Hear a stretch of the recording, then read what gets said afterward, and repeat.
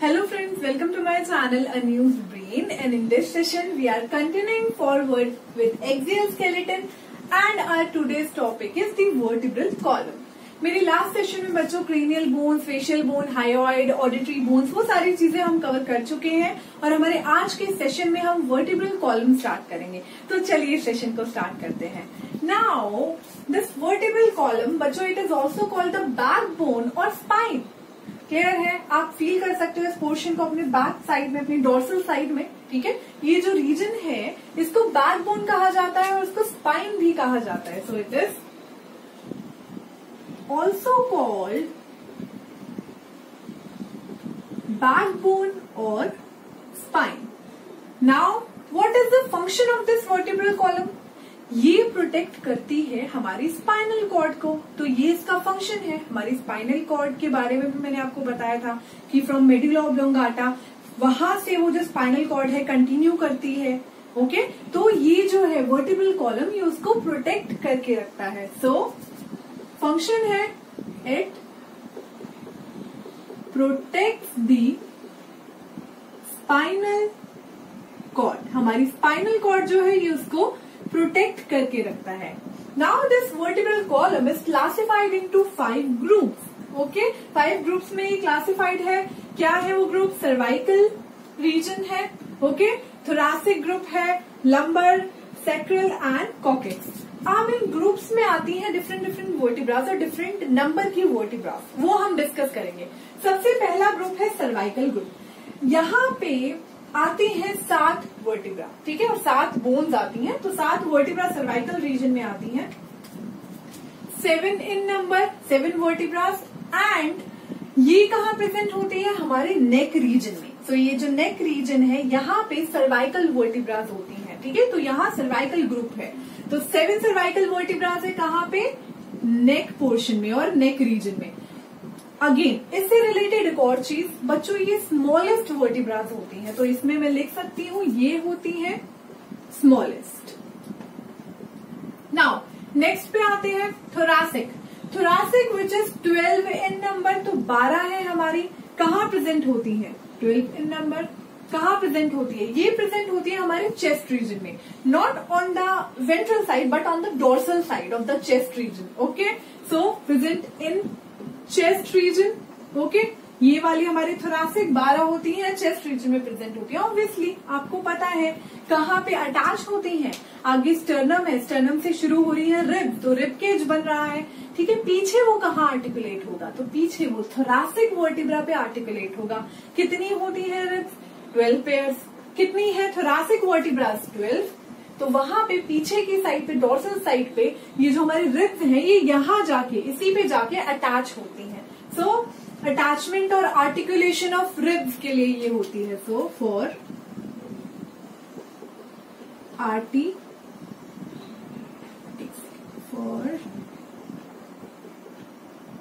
Articulation of ribs के articulation के लिए।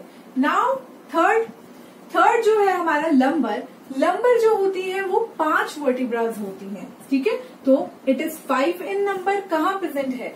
ये है हमारे एब्डोमिनल रीजन में। सो एब्डोमिनल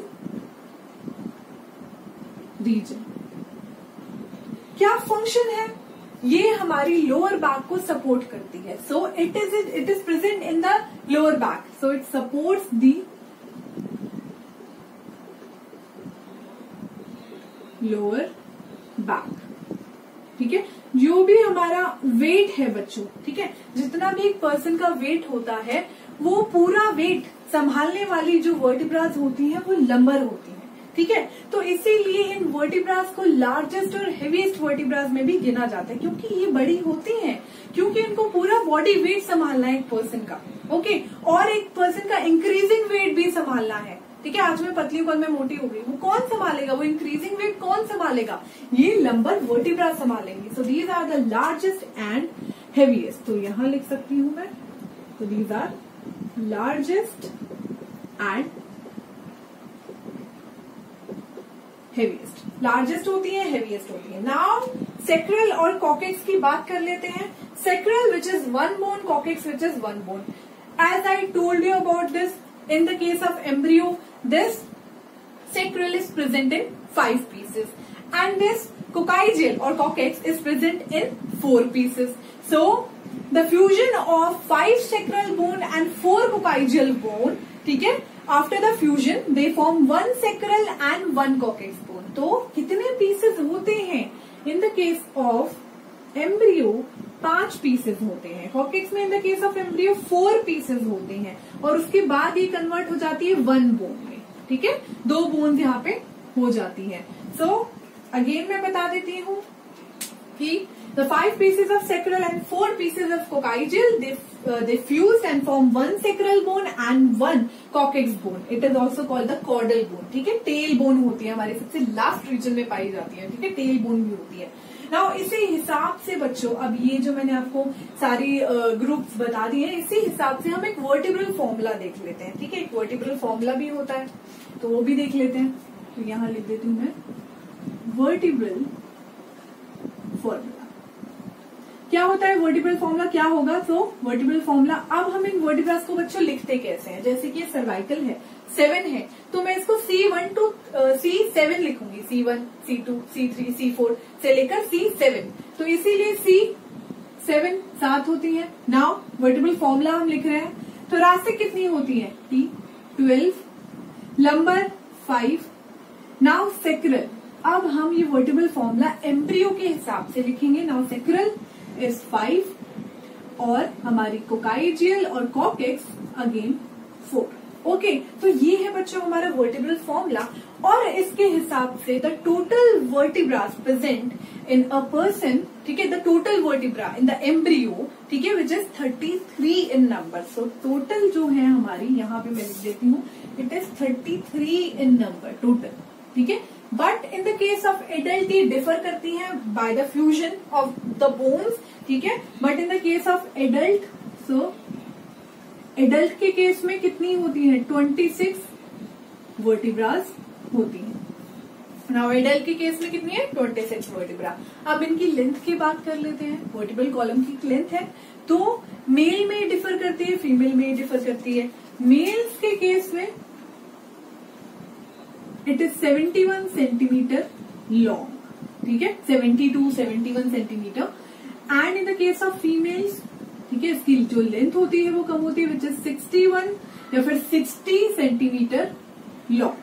ठीक है, ये इनकी लेंथ हो गई. नाउ ये ग्रुप्स हमने पढ़ लिए हैं. ओके, कौन सी स्मॉलेस्ट है? सर्वाइकल. कौन सी लार्जेस्ट और हेवीएस्ट है? लंबर, क्योंकि इसको पूरा बॉडी वेट हमारा उठाना पड़ता है, बहुत सारे मसल्स की अटैचमेंट होती है इससे, इसीलिए ये वाली हमारी लार्जेस्ट है और हेवीएस्ट है.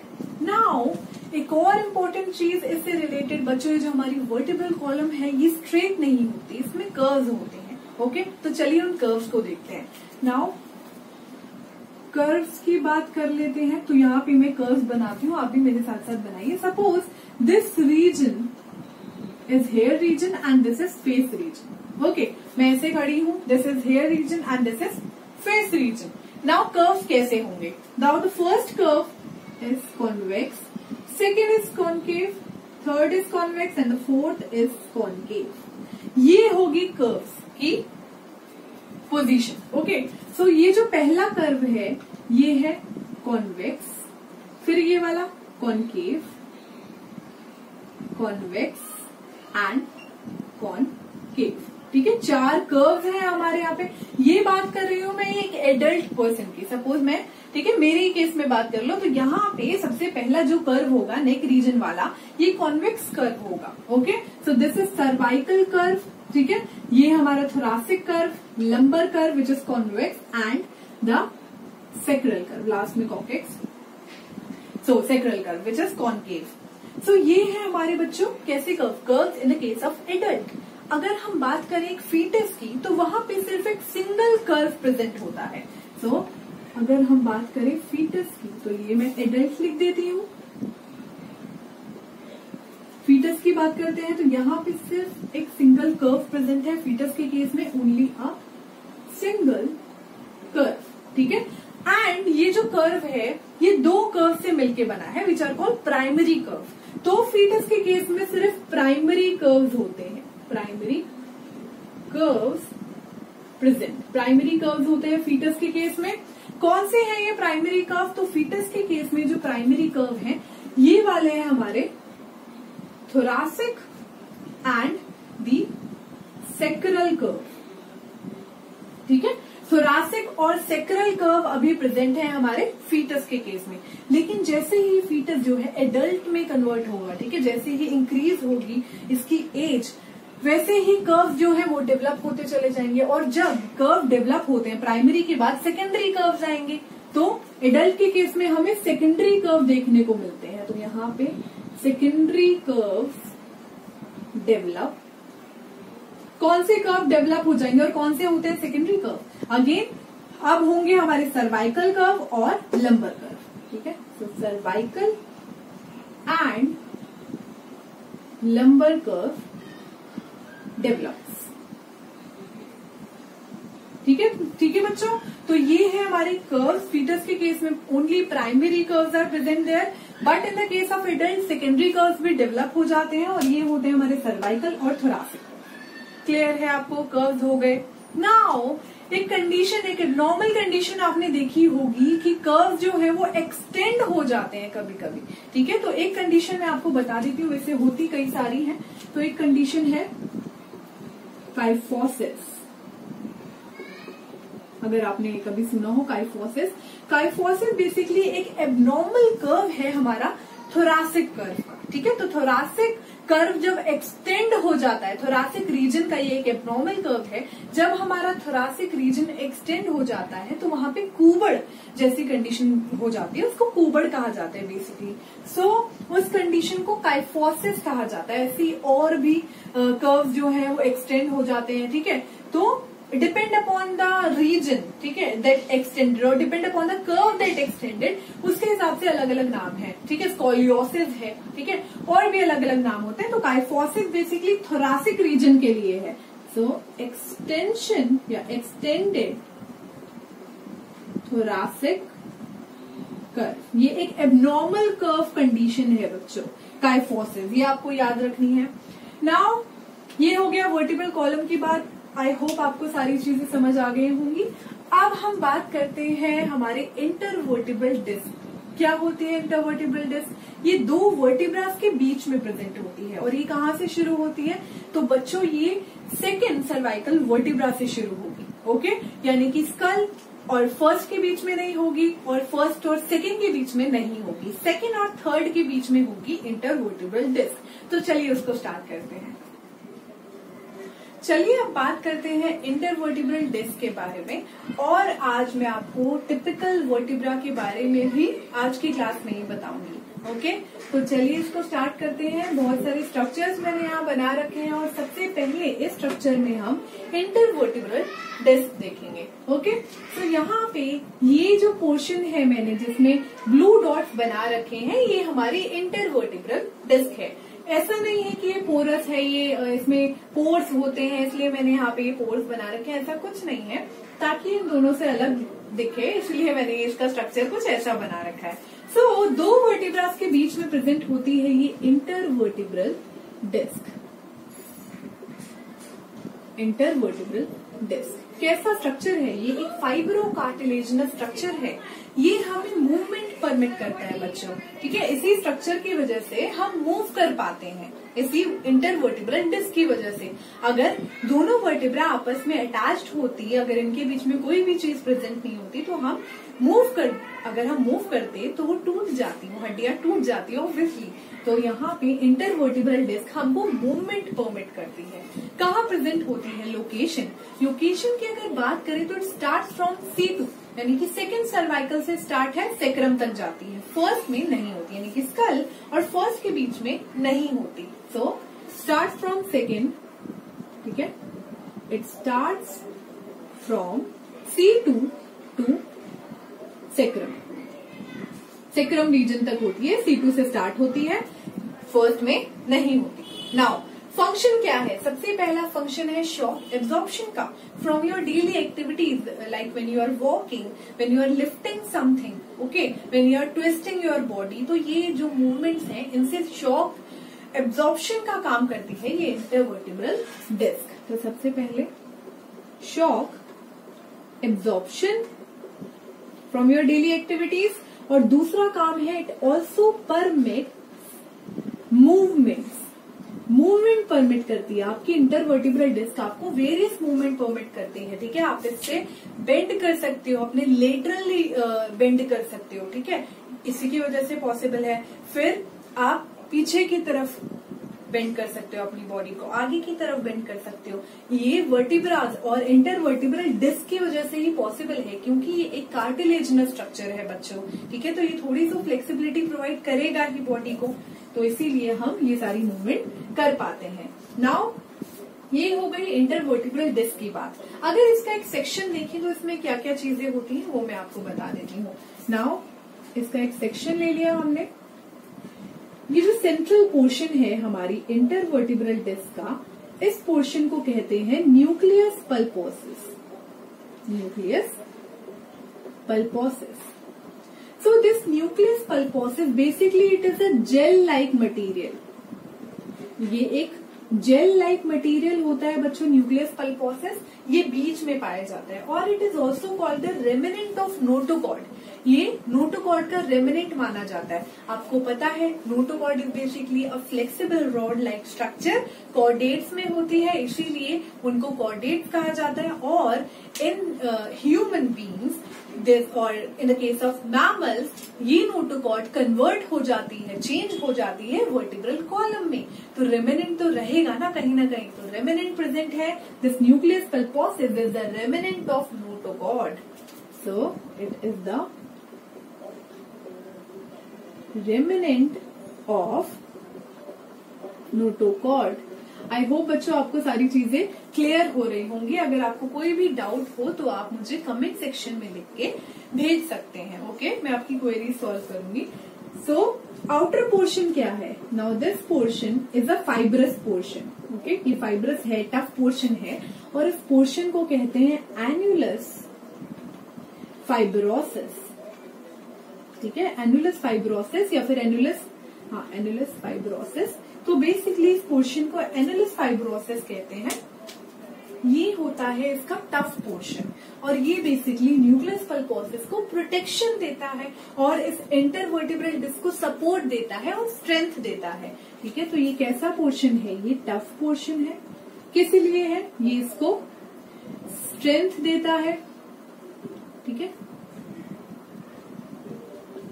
स्ट्रेंथ देता है एंड सपोर्ट देता है। ये पोर्शन एन्युलस फिब्रोसिस ही है।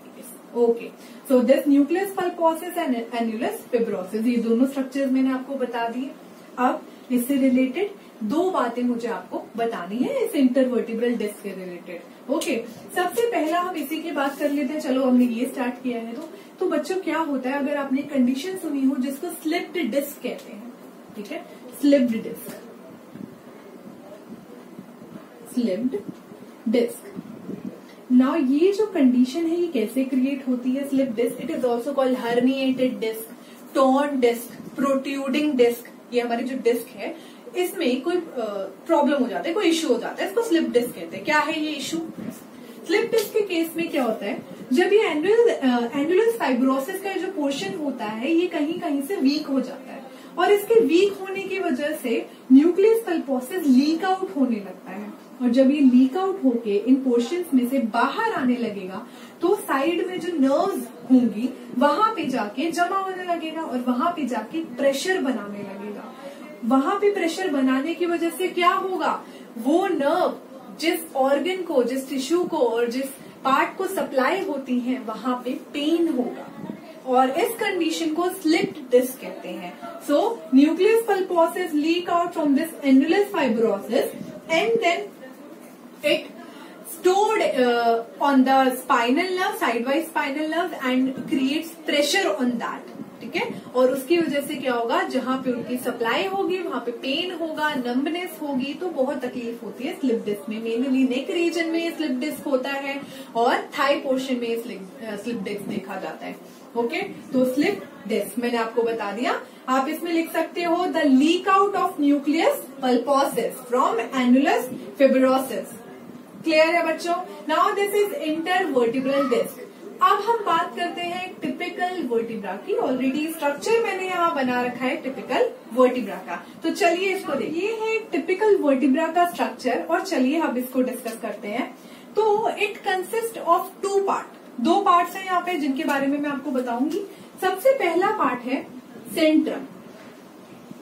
Centrum is called the body of vertebra, okay. और दूसरा पार्ट है न्यूरल आर्क, न्यूरल आर्क। तो सेंट्रम और न्यूरल आर्क के बारे में देखते हैं कहाँ पे है ये चीजें। सपोज ये एक वर्टिब्रा है, सबसे पहले इसका स्ट्रक्चर देख लेते हैं, ठीक है। तो ये वाला जो नीचे वाला पोर्शन है, नीचे वाला पोर्शन ये हमारी वेंट्रल साइड है, ओके, वेंट्रल साइड। ऊपर वाला पोर्शन है ये हमारी डोर्सल साइड है, डोर्सल साइड। कैसे है वर्टिब्रा, कैसे प्रेजेंट है बच्चों?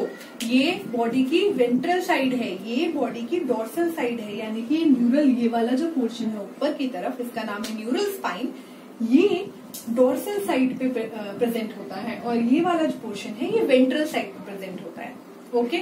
क्लियर है? चलो अब स्टार्ट करते हैं। Now what is Centrum?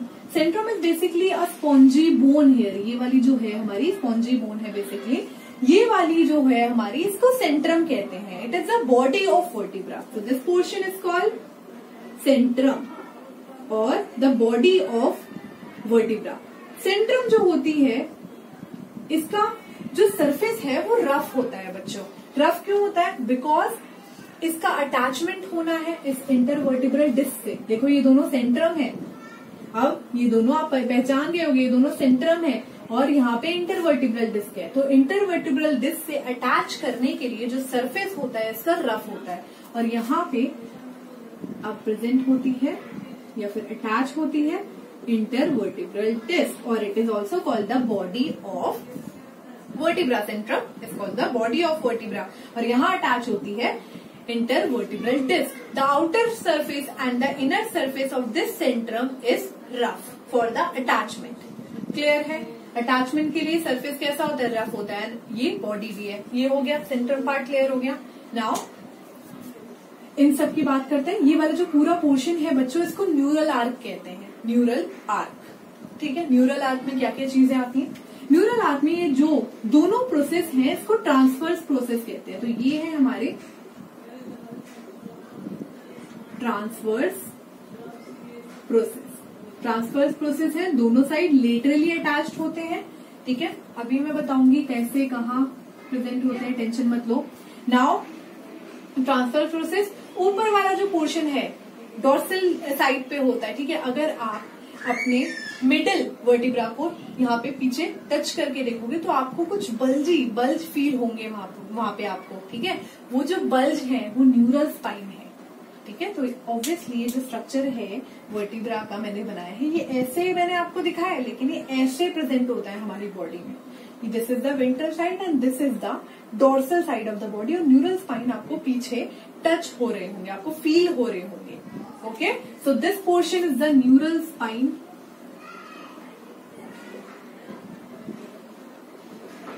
और इसको स्पाइनस प्रोसेस भी कहते हैं। Neural spine also called spinous process. Clear है? तो न्यूरल स्पाइन हो गया, ये पोर्शन आपको पीछे से फील होता है, पीछे आप इसको टच कर सकते हो, डोर्सल सरफेस पे प्रेजेंट होता है। नाउ ये जो पोर्शन होता है हमारा सेंट्रम का, ठीक है, सेंट्रम के बाद ये जो पोर्शन होता है इसको कहते हैं पेडिसिल और इस वाले पोर्शन को कहते हैं लैमिना, ठीक है। पेडिसिल और लैमिना के बारे में अभी बताती हूँ मैं आपको। और ये जो बीच का गैप है बच्चों, ये है हमारा न्यूरल फोरामेन और it is also called vertebral foramen भी कहते हैं। Foramen is basically a gap, जहां भी आपको फोरामेन, जैसे कि मैग्नम फोरामेन, ठीक है, तो वो भी मैंने आपको बताया था। तो गैप है यहाँ पे, इसलिए इसको न्यूरल फोरामेन या फिर वर्टिब्रल फोरामेन कहते हैं। क्या है इस गैप का मतलब और क्यों है यहाँ पे? यहाँ से पास होती है स्पाइनल कॉर्ड, ये है हमारा फोरामेन, ये है हमारा फोरामेन और यहाँ पे इसमें से पास होती है स्पाइनल कॉर्ड। एक फोरामेन हो गया, फिर दूसरा, नीचे तीसरा, फिर चौथा ऐसे फोरामेन लगा होगा और उसके बीच में से जा रही होगी स्पाइनल कॉर्ड। तो बहुत सारे फोरामेन्स को वर्टिब्रल फोरामिना कहते हैं, ठीक है। So vertebral foramina of all the vertebras form vertebral canal, ये लाइन इंपॉर्टेंट है। तो vertebral foramina of all the vertebrae form vertebral canal. बहुत सारी वर्टिब्रल फोरामेन मिलके क्या बनाती है, एक कैनाल बनाती हैं जिसमें से स्पाइनल कॉर्ड पास होगी। ओके, समझे बच्चों आप? स्पाइनल कॉर्ड पास होगी तो उसके लिए गैप चाहिए ना, ये गैप है न्यूरल फोरामेन और वर्टिब्रल फोरामेन, इस गैप में से स्पाइनल कॉर्ड पास होती है। क्लियर है? अच्छा, नाउ फिर इससे इस गैप की बात करते हैं। Suppose this is the gap. Okay, now ये अगर गैप है, ये अगर गैप है, ये वाला न्यूरल फोरामेन, तो ये वाला जो पोर्शन है इसको पेडिसल कहेंगे। नाउ ये वाला जो पोर्शन होगा इसको पेडिसल कहेंगे, ये वाला जो पोर्शन है इसको लैमिना, तो इस वाले पोर्शन को लैमिना कहेंगे। इसी गैप के, ठीक है, अराउंड ये पोर्शन होता है, 2 पेडिसल और 2 लेमिना, और फिर उसके बाद यहाँ से ट्रांसफर प्रोसेसेस जा रहे होंगे और ऊपर न्यूरल स्पाइन जा रहा होगा। समझे बच्चों आप? क्या है ये पेडिसल और क्या है ये लेमिना? तो ये दोनों की मुझे आपको बात बतानी थी। अब एक और चीज, ये फेसेट्स बना रखे हैं। बेसिकली ये फेसेट्स है सुपीरियर आर्टिकुलर प्रोसेस के फेसेट्स हैं। मतलब एक वर्टिब्रा, ठीक है, दूसरी वर्टिब्रा से जब ज्वाइन करती है तो उसके लिए कुछ फेसेट्स प्रेजेंट होते हैं, कुछ आर्टिकुलर प्रोसेसेस होते हैं। ओके, और इन आर्टिकुलर प्रोसेसेस से एक वर्टिब्रा दूसरी से अटैच करती है। क्लियर है? तो यहाँ पे ये फैसेट्स हैं, इससे दूसरी वर्टिब्रा अटैच करेगी आपकी। ये सुपीरियर आर्टिकुलर प्रोसेसेस है, आपको ये अभी नहीं पढ़ने हैं, ठीक है? आप जाओगे आराम से डॉक्टरी करोगे तो आप पढ़ लेना। ओके, आपको अच्छे से वहां पे वो दिखाएंगे, इतना डिटेल में हम नहीं जाएंगे। तो ये था हमारी टिपिकल वर्टिब्रा का स्ट्रक्चर। ऑलमोस्ट सारी चीजें मैंने आपको बता दी है। नाउ सेंट्रम की एक और बात कर लेते हैं। हमारा सेंट्रम का जो सरफेस, सपोज सेंट्रम का जो सरफेस होता है वो दोनों साइड से फ्लैट होता है, ठीक है? और जिस सेंट्रम का सरफेस दोनों साइड से फ्लैट होता है उस सेंट्रम को एम्फीप्लैटियन सेंट्रम कहते हैं, और एम्फीप्लैटियन वर्टिब्रा कहते हैं उस टाइप के वर्टिब्रा को जहां पे ऐसा सेंट्रम प्रेजेंट होता है। सो एम्फीप्लैटियन वर्टिब्रा है मैमल्स के केस में, because the centrum contain flat structure on both the sides, और सरफेस कैसा है, दोनों साइड रफ है for the articulation of this intervertebral disc. Clear है? चलो, अभी मैंने इस वर्टिब्रा के बारे में आपको बताया कि ये सरफेस, ये जो स्ट्रक्चर है ये ऐसा नहीं है, ये स्ट्रक्चर ऐसा है हमारी बॉडी में। ओके, तो ये स्ट्रक्चर अगर ऐसा है तो दिस पोर्शन, ठीक है, this portion is called centrum, this is neural spine जो कि आपके पीछे टच होती है। These are articular processes. Okay, और बीच में होगी इसके न्यूरल फोरामेन। एक वर्टिब्रा की बात हो रही है। ऊपर का स्ट्रक्चर देखते हैं। चलिए, तो ये दोनों स्ट्रक्चर भी मैंने बना रखे हैं। ये वाला जो स्ट्रक्चर है ये लेटरल व्यू है। लेटरल व्यू में ये वाली जो साइड है पीछे, जहां सेंट्रम होगा वो कौन सी साइड होगी, वो एंटीरियर साइड होगी। ठीक है, तो ये वाली साइड ए लिख देती हूँ, ये वाली साइड इंटीरियर है, और जहां पे ये पॉइंट्स निकले होंगे वो वाली कौन सी साइड होगी, वो पोस्टीरियर साइड होगी। ओके, तो ये हो गया इंटीरियर और पोस्टीरियर साइड। नाउ आप देख सकते हैं स्ट्रक्चर में कैसे है, ये हमारे सेंट्रम है, ठीक है, ये हमारे सेंट्रम है वर्टिब्रा के, और इन सेंट्रम के बीच में क्या है, इंटरवर्टिब्रल डिस्क। तो यहाँ पे भी मैं बता देती हूँ, तो ये क्या है हमारे, ये क्या है हमारा, ये सेंट्रम, ठीक है, ये क्या है, इंटरवर्टिब्रल डिस्क। इंटरवर्टिब्रल डिस्क हो गई, सेंट्रम हो गए। नाउ व्हाट इज दिस, ये है स्पाइनल कॉर्ड। देखो स्पाइनल कॉर्ड कैसे जा रहा है ना, इसके बीच में से, तो ये है स्पाइनल कॉर्ड।